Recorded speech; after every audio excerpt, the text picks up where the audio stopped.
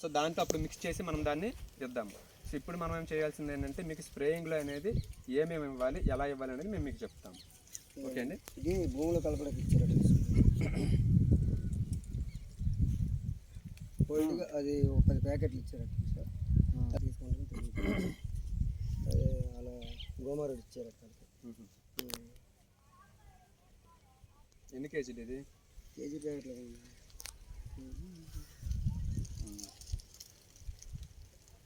ఇవన్నీ ఉంటాయి అందులో, అది కలిపి వేయాలి.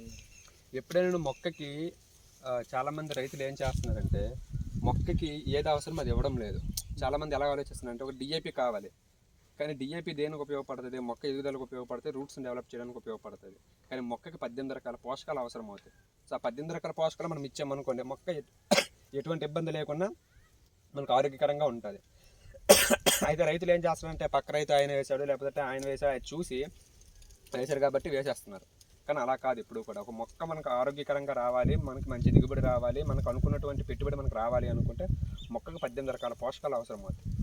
కానీ రైతులు ఎవరో కూడా 3 నుంచి 4 రకాల పోషకాలు మాత్రం ఉపయోగిస్తున్నారు. ఓకే అండి. అయితే మన ప్రొడక్ట్స్లో ఏముంటుందంటే ఏవైతే మొక్కకి ఆ 18 రకాల పోషకాలు ఏవైతే అవసరం అవుతాయో ఆ 18 రకాల పోషకాలని కూడా అన్ని మిక్స్ చేసి మనకు అనేది ఇవ్వడం అనేది జరుగుతుంది. అంటే మన దగ్గర ఒక 10 నుంచి 12 రకాల ప్రొడక్ట్స్ ఉంటాయి. సో ఈ 12 రకాల ప్రొడక్ట్స్ కూడా ఈ 18 రకాల పోషకాలు కూడా మిక్స్ అయ్యి మనకి ఉంటాయి. సో ఇప్పుడు మీకు ఇచ్చేది ఒక 2 నుంచి 3 రకాల ప్రొడక్ట్స్ అనేది మీకు ఇస్తాము. దాన్ని మీరు ఏం చేస్తారంటే వారానికి ఒకసారి, అంటే ఈరోజు కొట్టామనుకుంటే మళ్ళీ నెక్స్ట్ ఇదే వారం రోజుల్లోన, ఈరోజు ఏమో వారము సోమవారం, మళ్ళీ నెక్స్ట్ సోమవారం వచ్చేసరికి మళ్ళీ మనం కంపల్సరీగా స్ప్రే చేయాలి. అవతల నెక్స్ట్ సోమవారం అనేది మనం స్ప్రే చేయాలి. ఎలా మనం 3 దపాలకు మనం స్ప్రే చేసామనుకోండి, ఆటోమేటిక్గా మనకి మంచి రిజల్ట్స్ అనేవి మనకి రావడం అనేది జరుగుతుంది.